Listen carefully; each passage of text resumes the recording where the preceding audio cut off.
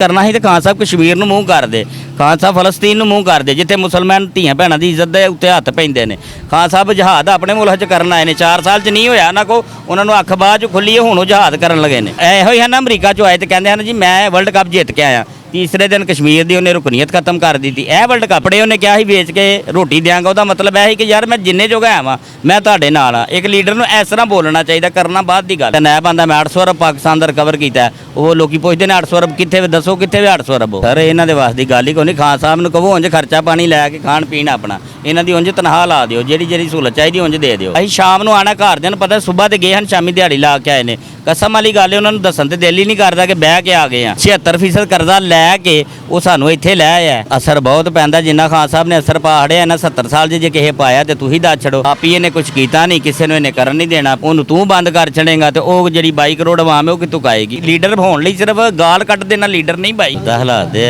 जिम्मेदार खान साहब ही नहीं और कौन है इमरान खान साहब बिल्कुल लेकिन वो कहते हैं कि जिम्मेदार तो मौजूदा हुकूमत आया तो नाअहल है इन्हों तो समझ ही नहीं है पाकिस्तान के उत्ते इंपोर्ट की गई नहीं इंपोर्ट नहीं की गई इन्हें एक आईनी तरीका इस्तेमाल करके मतलब ਲਈ वजारत चोरी नहीं की हकीकत ना लिया जो आइन दे है ही कानून वो मुताबिक इनू लाया अगर इनू ना लाते तो यह जो होन दिया इत्थे ही हालात रहने हैं 2 महीने हो गए ने इन्हों कबीना नहीं बनाई गई इन्हों को हूँ आके उन्होंने काबीना बनी है पंजाब का फिर अज रौला निकल आए है अदालत कल फैसला देगी यदा कि वजीर आज़म रहेगा कि नहीं हमदा शहबाज भी आप ही इन्हें कुछ किया नहीं किसी ने इन्हें करन नहीं देना पिछले भी जो आया ही उदों भी इन्हों के 3 साल के उत्थे इस्लामाबाद ही बह रहा ही ठीक है उदों गया जो मुल्क एडा वड्डा आर्मी के स्कूल सानिया आया उस तो पहला गया ही नहीं ठीक है इस्लामाबाद हुण भी बंद करके बहन लगा ही हुण उन्हें बहुत अच्छा किया जिन्हें भी किया इनू उत्थे वड़न नहीं दिता एक मुल्क अगे हालात मुश्किल च चलन दिया जो सफारती लोग उत्थे आते हैं इस्लामाबाद उन्होंने तू बंद कर छड़ेगा तो वह जी 22 करोड़ आवाम है वो कितों आएगी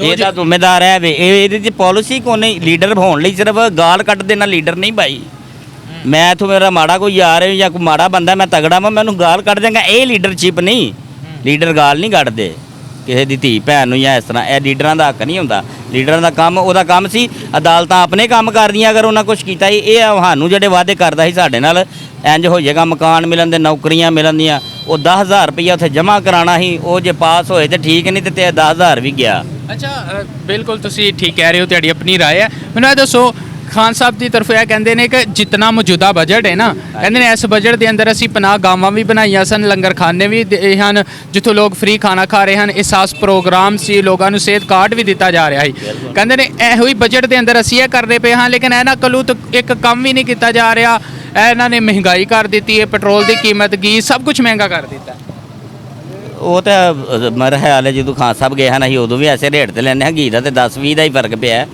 ठीक है मतलब ਇਹਦੇ ਨਾਲ ਫਿਰ गरीब आवाम ਤੇ ਕੋਈ असर नहीं पैंदा असर बहुत पैंदा जिन्ना खान साहब ने असर पा हड़िया इन्हें 70 साल जे किसे पाया तो तू ही दस छड़ो 76% उन्होंने वजीर आखिरी वजीर खजाना कहता शौकत तरीन नहीं 80% नहीं 76% पाकिस्तानी तरीख का कर्जा लिया 76% कर्जा लैके वो सानू इत्थे लै आया 76% पाकिस्तान के तरीख च कर्जा 70 साल का लिया ना उन्हें तो वह हिसाब वो लवो सगों उन्होंने पूछो जाके यार इन्हें 76% पैसा गया कितने वे 50 गावां तुहां बनानियां जो घर चो घर दियां बाहर कढ़ देना काम को नहीं कारखाने वाले ने वो भी सारा दिन बह रही है काम करना है तो पैसा देना है लाइट नहीं है गैस नहीं होंगी लाइट नहीं है खान साहब की हुकूमत लकड़ां दे डकरे लिया हो रहे की कर दिहाड़ी नहीं लगी सानू कुछ नहीं मिलना असीं शाम नूं आना घरदिआं नूं पता सुबह तो गए हैं शामी दिहाड़ी ला के आए ने कसम वाली गल है उन्होंने दसन तो दिल ही नहीं करता कि बह के आ गए हैं साडी नौकरी इस तरह का काम है कि जो बना के अगले चीज़ देनी है वह पैसा मिलना नहीं बना के दी नहीं मिलना अच्छा वैसे तुहानूं लगदा मौजूदा जिहड़ी हुकूमत है जिहड़े हालात बने इन्हां नूं कंट्रोल कर पाए इंशाअल्लाह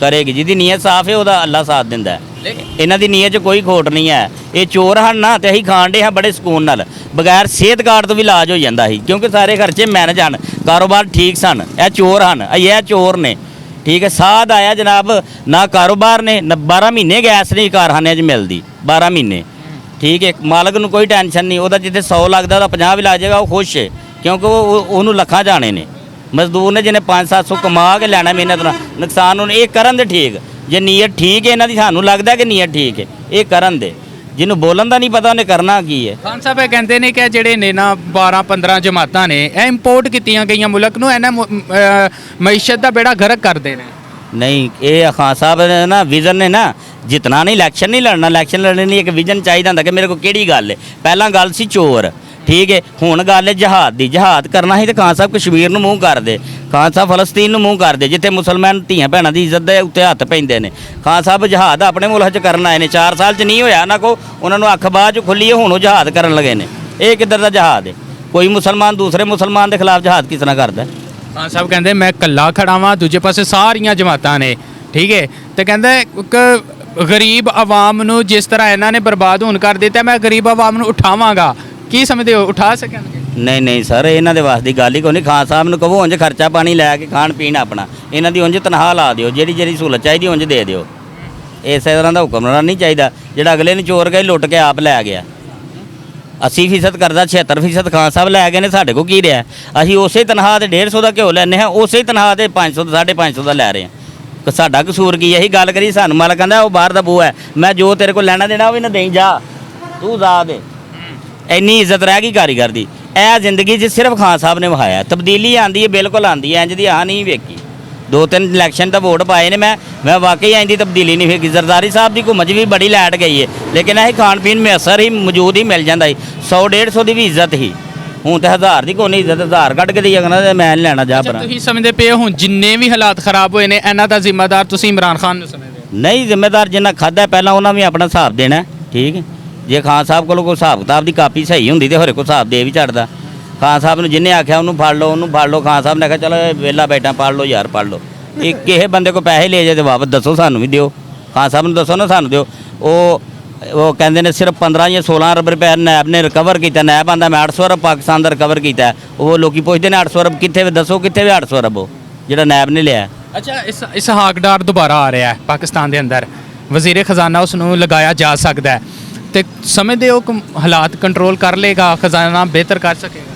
ਨਹੀਂ, ਇਹ ਵੇਖੋ ਕੋਈ ਵੀ ਕੰਮ ਕਰਨਾ ਨਾ, ਜਦੋਂ ਮੁੱਠ ਵੱਜੀ ਹੈ ਨਾ ਤੇ ਮੁੱਠ ਪੂਰੀ ਹੀ ਕਰੇਗੀ। ਜਦੋਂ 2 ਵਿੱਚ ਖੋਟ ਆ ਜਾਏਗੀ ਜਾਂ 3 'ਚ ਖੋਟ ਆ ਜਾਏਗੀ, ਨੂਨ ਲੀਗ ਨੂੰ ਅੱਗੇ ਲਾ ਕੇ ਕਹਿ ਦੇਣਾ ਕਿ ਭਈ ਸਾਰਾ ਮਲਬਾ ਇਹਨਾਂ ਤੇ ਪੈ ਜਾਏਗਾ, ਨਹੀਂ ਪਏਗਾ। ਕਿਉਂ ਨਹੀਂ ਪਏਗਾ? ਕਿਉਂਕਿ ਨੂਨ ਲੀਗ ਦੀ ਨੀਅਤ ਨਹੀਂ ਸਾਫ਼। ਕੱਪੜੇ ਉਹਨੇ ਕਿਹਾ ਸੀ ਵੇਚ ਕੇ ਰੋਟੀ ਦਿਆਂਗਾ, ਉਹਦਾ ਮਤਲਬ ਇਹ ਸੀ ਕਿ ਯਾਰ ਮੈਂ ਜਿੰਨੇ ਜੋਗਾ ਆਵਾਂ ਮੈਂ ਤੁਹਾਡੇ ਨਾਲ ਆ। ਇੱਕ ਲੀਡਰ ਨੂੰ ਇਸ ਤਰ੍ਹਾਂ ਬੋਲਣਾ ਚਾਹੀਦਾ, ਕਰਨਾ ਬਾਅਦ ਦੀ ਗੱਲ ਹੈ। ਉਹ ਗੰਦਿਆ, ਉਹ ਚੂਵਿਆ, ਇਹ ਕੋਈ ਲੈਂਗੁਏਜ ਹੁੰਦੀ ਹੈ ਪਾਕਿਸਤਾਨੀ ਇੱਕ ਲੀਡਰ ਦੀ?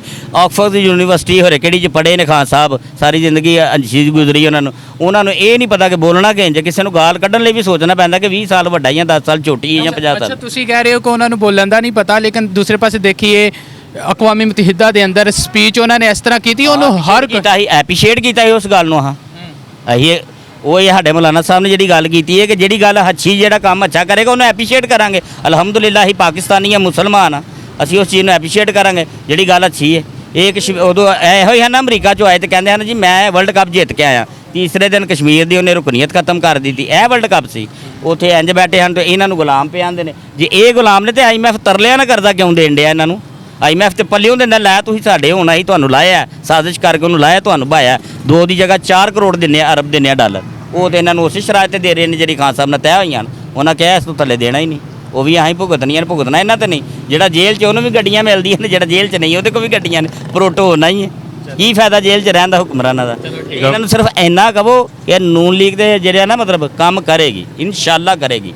ਜੇ ਨਹੀਂ ਕਰੇਗੀ ਅਸੀਂ ਆਪ ਹੀ ਵੋਟ ਨਹੀਂ ਪਾਵਾਂਗੇ ਉਹਨੂੰ। ਅਸੀਂ ਪੱਕੇ ਨੂਨ ਲੀਗ ਦੇ ਹਾਂ, ਅਸੀਂ ਨਹੀਂ ਪਾਵਾਂਗੇ।